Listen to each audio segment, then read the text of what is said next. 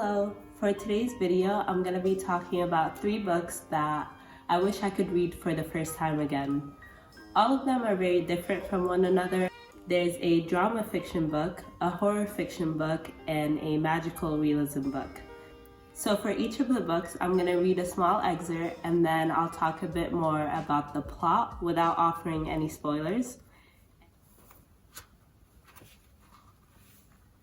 As an artist, you organize your life so you get a chance to paint, a window of time, but that's no guarantee you'll create anything worth all your effort. You're always haunted by the idea you're wasting your life. The truth is, if Misty were on the beach, she'd be looking up at this window, dreaming of being a painter. The truth is, wherever you choose to be, it's the wrong place. I'm going to start off by talking about the book that I most recently finished, which is Diary by Chuck Palahniuk. This is a horror fiction book, and it follows Misty, who is a waitress, and her husband attempts to commit suicide, and he fails, and he ends up in a coma. Her husband is a contractor, and in a lot of the houses that he's remodeled, the owners call, and they're complaining that they found these really fucked up messages written on the walls. And she comes and she sees these messages, and you basically follow her as she tries to decipher whether or not they mean anything and what her husband was trying to say. It was really compelling, and even in all of the really disturbing parts, I still really wanted to finish it and just figure out what was going on in the end. And to be honest, the ending was also really satisfying. Essentially, the suspense that it built up was so intense that it got to a point where I really didn't know how the author would end it and whether or not I would be satisfied by the ending.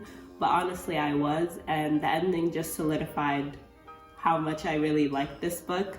Personally, I don't really read horror. This year is the first time I've kind of dabbled in horror.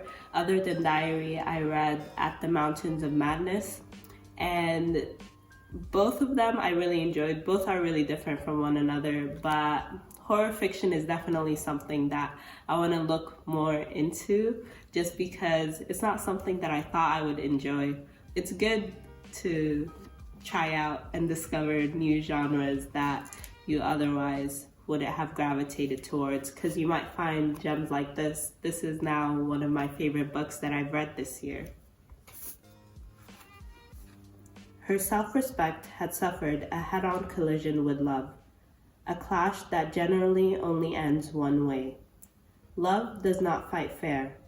In that moment, her pride, the gut knowledge that she was right, even her sense of who she was, meant nothing, faced as she was with the prospect of being unloved.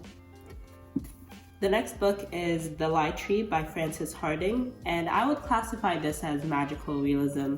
Essentially, what magical realism is, it's not fantasy, there's no magic or monsters, but also it's not entirely realistic, because there are definitely magical elements, and those elements could be things like fate or destiny, like this person is fated to fulfill this prophecy against his will. You follow Faith, who I really loved. She's a young girl and she discovers the existence of this tree. You tell this tree a lie, hence the name The Lie Tree.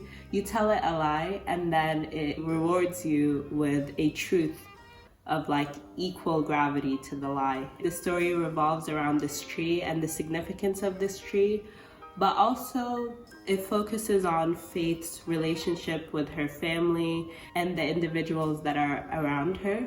The story itself was very creepy and dark, but also really heartwarming at some points, and I just really recommend it. I really liked it. I was really pleasantly surprised. In most cases, people, even evildoers, are much simpler and more naive than we generally suppose. And the same is true of you and me. The last book that I wish I could read again for the first time is The Komazov Brothers by Fyodor Dostoevsky. And this is my first Dostoevsky novel, and I went in not expecting anything, and I was pleasantly surprised. I did not expect to like it as much as I did, but essentially it's a drama fiction novel. You follow the Karamazov brothers, but it revolves around the death of Fyodor, their father, and you kind of see the events that led up to his death and like the aftermath of his death.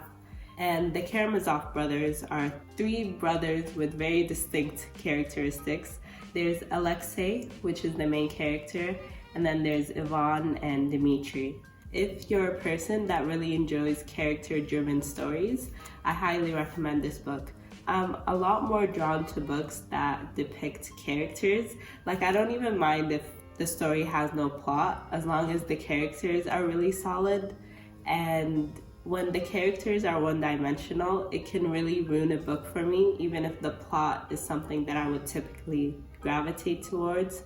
But this book, I loved the characters. They were all just so fascinating. Even if their personalities are not something that I would typically like, I still found them so interesting, and I still wanted to know more about their thought processes, and the dialogue and the conversations within this book are just incredible.